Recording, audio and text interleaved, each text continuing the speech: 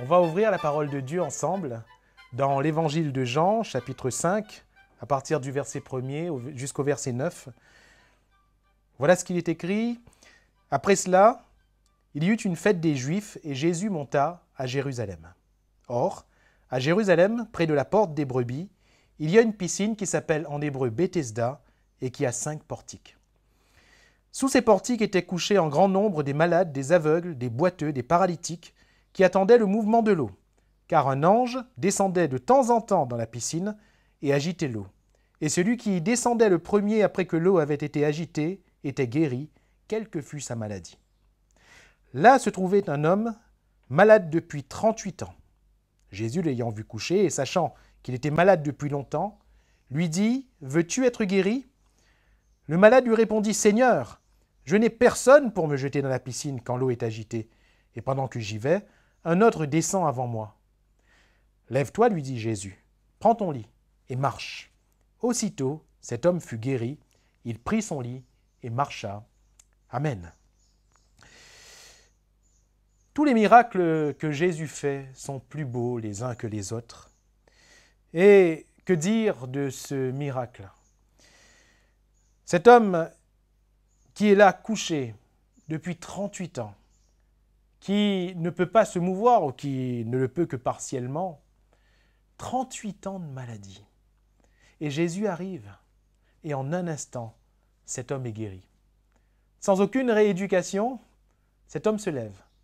Il prend ce qui lui sert de lit, là certainement une natte. Il prend et il marche. Il marche. Lui qui n'a plus marché ou qui n'a pas marché depuis 38 ans. Bethesda signifie maison de miséricorde. Et nous voyons vraiment la miséricorde du Seigneur se manifester. Car qu'avait mérité cet homme par rapport à tous les autres malades qui étaient là? Car il y en avait beaucoup des malades à Bethesda. Mais qu'avait fait cet homme? Cependant, c'est une grâce. Et c'est la miséricorde de Christ qui se manifeste vis-à-vis de cet homme pour qu'il soit guéri.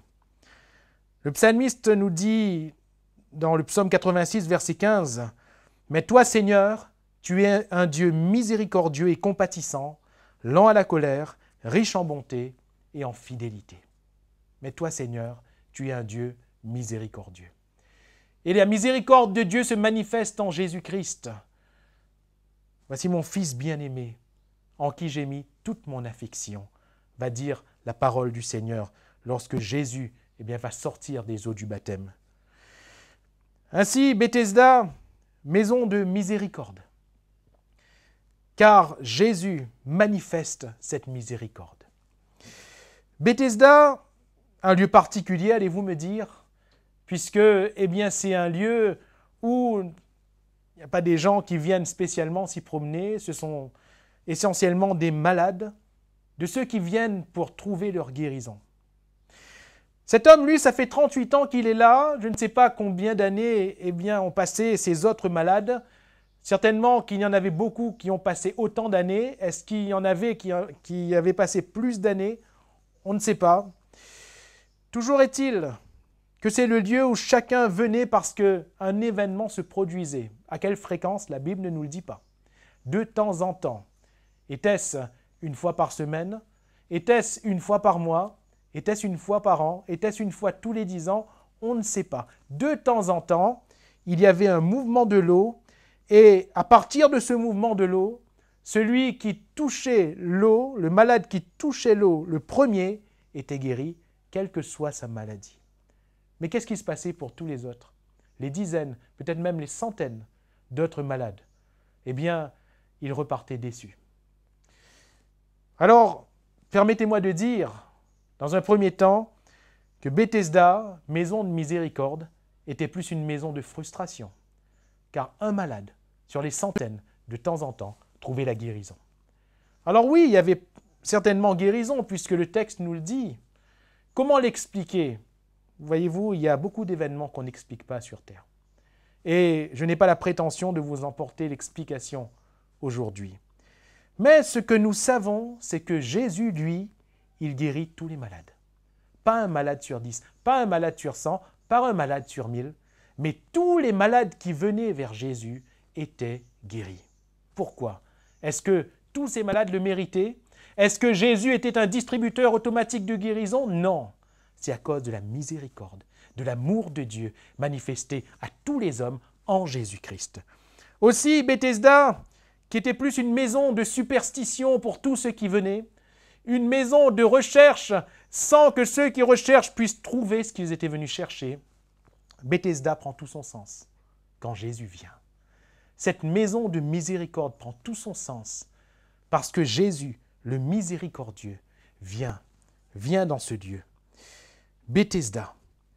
Et voyez-vous, il y a plusieurs lieux dans la Bible qui trouvent leur sens quand Jésus vient, qui n'avaient peut-être pas le sens qu'il fallait ou qui ne trouvaient pas sa définition avant la venue de Jésus. Pensons à Bethesda, maison de miséricorde. Nous pensons à Bethléem, maison du pain ou maison des pains. Je ne sais pas ce qui se passait dans ce lieu avant la venue de Jésus, mais Jésus va naître dans cette ville de Bethléem. Et Jésus, le pain de vie, va donner tout son sens à cette ville et à son nom. Jésus donne tout son sens à un lieu dans la Bible. Jésus donne tout son sens à notre vie quand il y vient. Peut-être que tu te dis que ta vie n'a pas de sens, mais laisse-moi te dire que le sens de ta vie, que la définition de ton existence se trouve en Jésus. Jésus donne tout son sens, même à la porte des brebis, qui est citée dans ce texte, car Jésus est la porte. Il est le bon berger et il est la porte des brebis. Celui qui entre par lui trouve le salut, nous dit l'Évangile. Outre ce lieu, Bethesda, il y a cette question que Jésus va poser à ce malade et qui, quand même, a noté, « Veux-tu être guéri ?» Nous pouvons nous poser la question, est-ce que cette question est pertinente? Veux-tu être guéri? À un malade qui est là depuis 38 ans et qui attend d'avoir la chance de toucher l'eau agitée en premier afin de trouver sa guérison. Est-ce que la question est pertinente? On va dire, mais bien sûr que ce malade veut être guéri. Mais Jésus lui pose quand même la question. Parce qu'il y a beaucoup de facteurs à prendre en compte. Voyez-vous, lorsque nous souffrons d'une maladie ou d'autre chose, personne ne connaît l'ampleur de la souffrance qui est à l'intérieur. Personne ne connaît notre histoire. Personne ne sait tout ce qu'on a essayé sans réussir. Personne ne sait depuis combien de temps on porte. Personne ne sait tout le désespoir qui est le nôtre à l'instant T. Mais Jésus, lui, il le sait. Et la Bible nous dit bien, sachant qu'il était malade depuis longtemps. Jésus le sait. Jésus sait le poids qui est dans son cœur. Jésus sait toutes les fois où il a voulu, il n'a pas reçu. Jésus sait toutes les fois où il espérait l'aide des autres, mais où il n'a eu personne. Et Jésus lui pose cette question. Après tout ce que tu as vécu, est-ce que tu veux encore être guéri? Est-ce que tu veux encore espérer dans ta guérison? Est-ce que tu veux être guéri après une longue maladie, 38 ans de maladie, 38 ans. Est-ce qu'il y avait encore une chance pour lui d'être guéri après 38 ans de maladie? Et toi, depuis combien de temps tu es malade? Depuis combien de temps tu es touché? Depuis combien de temps tu souffres? Est-ce que tu veux encore espérer en Jésus? Est-ce que tu veux encore oser croire en Jésus pour qu'il te guérisse? Veux-tu être guéri? Même si tu n'as personne, ça a été la réponse de cet homme.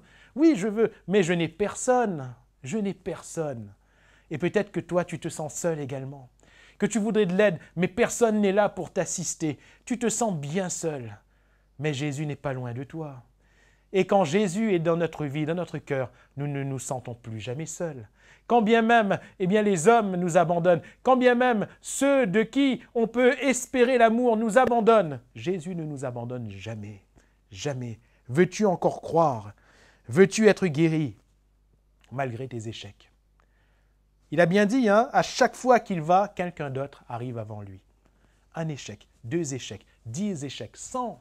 Je ne sais pas combien il en a eu pendant 38 ans, combien de fois il a essayé d'y aller, mais quelqu'un d'autre lui prenait la place. Peut-être qu'à un moment donné, il est arrivé second aussi, mais il n'a pas été guéri, comme le dernier. Comme le dernier. Combien de fois les choses te sont passées sous le nez, cher ami? Combien de fois tu as pensé avoir la chance de ta vie, mais ça s'est soldé par un échec cuisant? Mais aujourd'hui, Jésus te demande, veux-tu être guéri? Veux-tu encore oser croire malgré tout cela? Veux-tu être guéri? Pour qu'il soit guéri, cet homme devait faire abstraction de la longueur de sa maladie, devait faire abstraction de sa solitude, devait faire abstraction de ses échecs et tourner ses regards vers Jésus et vers sa parole, car Jésus attendait de lui aussi un mouvement. Tous ces malades, y compris ce paralytique, attendaient un mouvement de l'eau et Jésus attendait de lui un mouvement, non pas de l'eau, mais de foi. Un mouvement de foi. Et Jésus va lui dire, lève-toi. Jésus ne va pas entrer dans toutes sortes d'explications. Il va simplement lui dire, lève-toi, prends ton lit et marche. Mouvement. Mouvement de foi. Cet homme devait croire à partir de l'unique parole de Jésus. Pas des circonstances. Pas de ses membres endormis depuis 38 ans. Pas de tout ce qu'il avait connu comme échec. Pas, du fait que tous l'aient abandonné. Non, il devait croire à partir de l'unique parole de Jésus. Et de la même manière, Jésus attend de nous le mouvement de foi que nous croyons à partir de ce qu'il va nous dire. La Bible nous dit qu'Abraham crut Dieu. Il crut à Dieu. Et cela lui fut imputé à justice. Le mouvement de la foi, c'est croire en obéissant à la parole. Jésus va dire à cet homme, lève-toi, prends ton lit et marche. Et lui, qu'est-ce qu'il va faire? Il va obéir. Et il va être guéri. Mais il va obéir. La suite du texte, que nous n'avons pas lu, mais la suite du texte nous dit que des Juifs vont l'arrêter en lui disant, c'est le sabbat, tu n'as pas le droit de marcher en portant ton lit. Et il va répondre, peut-être, mais celui qui m'a guéri m'a dit, prends ton lit et marche. Lève-toi, prends ton lit et marche. Et il ne comptait pas faire autrement. Il voulait obéir à la parole de Jésus. Et il a été guéri. Toi aussi, si tu obéis à la parole de Jésus, tu vas vivre cette guérison.